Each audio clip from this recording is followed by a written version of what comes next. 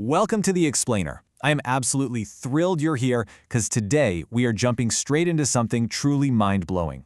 We're heading over to Bali to unpack one of the most intense, deeply fascinating coming-of-age rituals on the planet.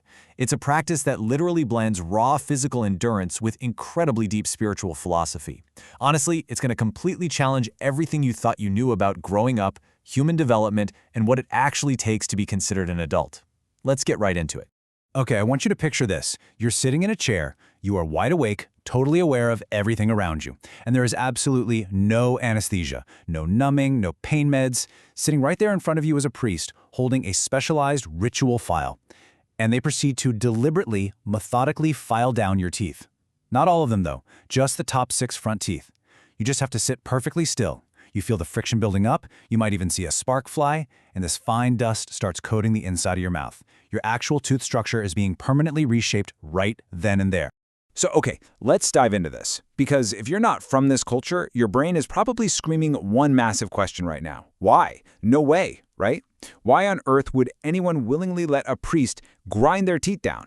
Like, how does this incredibly physical, kind of intense act connect to anything remotely philosophical? Well, to figure that out, we have to look at the massive ritual that surrounds the whole shebang. Section 1. The Metatah Ceremony. So this ritual is a Balinese Hindu tradition, and it's been happening for well over 1,000 years. It's a completely essential rite of passage called Metatah. In Bali, you don't just magically become an adult when you hit a certain age. Nope. You have to undergo Metatah to officially cross that threshold. Let's walk through exactly how this plays out, because it is incredibly elaborate. First off, you're dressed to the nines. Stunning ceremonial clothes, gold jewelry. You are treated like absolute royalty. They prepare these beautiful offerings of flowers, rice, and incense to invite the divine. Then comes the filing. You sit elevated, usually out where the whole community can see you, while the high priest gets to work with a special file, which traditionally is actually made of stone. Once that intense part is over, there's this really beautiful spiritual cleansing with blessed water to seal in the transformation. And then the tension finally breaks, and the whole place erupts into a massive, joyous celebration feast known as the Jaja. Section 2. Defeating the 6 Passions. Now, what's really interesting about this is why the teeth, and specifically, why just those top 6 front ones? Well, here is where the underlying Balinese Hindu philosophy kicks in, and honestly, the symbolism is brilliant. They believe that we humans are born with 6 unrefined, kind of chaotic passions. They call them the sadhaka. We're talking kama, which is lust, all the way down to matsarya, jealousy. And here's the kicker. They believe these 6 negative traits physically reside right there in your upper canine teeth. So to actually grow up and reach spiritual maturity, those passions literally have to be ground away. This totally flips how you might look at the human body. In Balinese culture, having pointed, sharp canine teeth is a sign of wildness. Think about it. Animals have pointed teeth, right? So if you've got them, you're seen as still kind of animalistic, driven by your instincts and spiritually immature. But by flattening those teeth out into a nice, smooth shape, you are completely shedding that wild animal nature. Having flat teeth is the absolute aesthetic gold standard for being a beautiful, refined, culturally mature human being. Which leads us perfectly to this core concept. In Bali, you don't become a better, more refined person just by sitting around thinking good thoughts. You become refined by enacting refinement. It takes real, tangible action. The sacred isn't just an idea, it has to physically reshape your body to make that spiritual change real. It's not a metaphor, folks, it is a physical reality. Section 3. The Anatomy of Transformation. Changing your body permanently like that, it carries a massive amount of psychological weight. And yeah, I know exactly what you're wondering right now. Does it hurt? Super fair question. The short answer? Yeah, somewhat. It feels a lot like getting heavy, intense dental work done.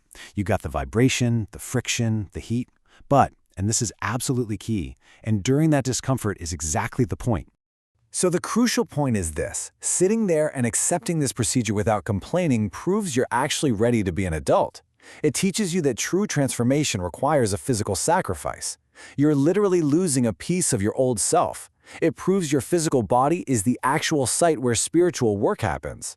By just sitting still and trusting the priest, you're submitting to the wisdom of your community. And you know, teeth don't grow back. That permanence teaches you that sacred changes are irreversible. Plus, you walk away with a visible marker of your identity. Everyone in the village just has to look at your smile to know exactly who you are and what you've conquered. Section 4. Tradition in modern Bali. Now, you might be wondering, how does something this ancient survive today in our supermodern, globalized world? Well, Metatah is considered Adi Budaya, which basically means essential, original culture. It's fundamentally what makes someone Balinese. But of course, it has adapted. Out in rural areas, it's still strictly traditional. Huge elaborate affairs, the whole village shows up, and absolutely no numbing. But in the city, like in the capital, Denpasar, you'll see some modern adaptations. Sometimes people put it off until their 20s, the guest lists are a bit smaller, and yes, some families do opt for a little modern anesthesia. But even with those tweaks, the ceremony remains completely vital. In fact, it is still a widely practiced prerequisite before you can even get married. And it's not just about the individual, it's about the whole society. Throwing a Metatah is expensive. By putting on this massive event and hosting that giant Jaja feast we talked about, a family is publicly cementing their status. But more than that, it creates this incredible lifelong web of reciprocal obligation. If I go to your tooth filing ceremony, I incur a social debt. It means you're definitely coming to my family's weddings and cremations later on. It literally binds the community together in this continuous, never-ending loop of support. Section 5. The body is canvas. Let's move to and see how this builds into a much bigger picture, because it's so easy to look at a practice like this from afar and think of it as totally uniquely isolated. But modifying the body, that is a deeply universal human trait. Think about it. In various African traditions, deliberately creating gaps or filing teeth is a huge marker of beauty and ethnic identity. Pacific Islander cultures have historically practiced tooth blackening. Across Southeast Asia, chewing betel nut changed tooth color and was a major sign of sophistication and adulthood. Man, even the ancient Aztecs filed their teeth and literally glued precious stones into them. So really, the Balinese Metatah is just one part of this grand global story of human beings using their teeth to show the world who they are. And this brilliantly illustrates a massive cultural divide. You see, here in the modern West, we usually think of the body as this fixed, naturally occurring thing we just sort of happen to live inside. But for a huge chunk of human history and across so many cultures around the world, the body is a spiritual canvas. It's material. You are supposed to deliberately shape it to show off your identity, your status, and your spiritual maturity. So the Metatah ceremony? It's definitely not some forgotten relic of the past. It is a living, breathing, profoundly beautiful tradition. It successfully takes a young person, strips away the wildness of their childhood, and officially welcomes them into cultured humanity. When a Balinese young person rises from that chair, they don't just hold a piece of paper proving they're an adult. Nope. They wear their transformation right on their face. Every single time they smile, they live it. It really holds up a fascinating mirror to our own lives, doesn't it? I mean, we all grow up, but how do we actually prove it? So I want to leave you with this to chew on. How does your own culture permanently mark the transition to adulthood? Are the markers we use today even half as powerful or as permanent as the one we just explored?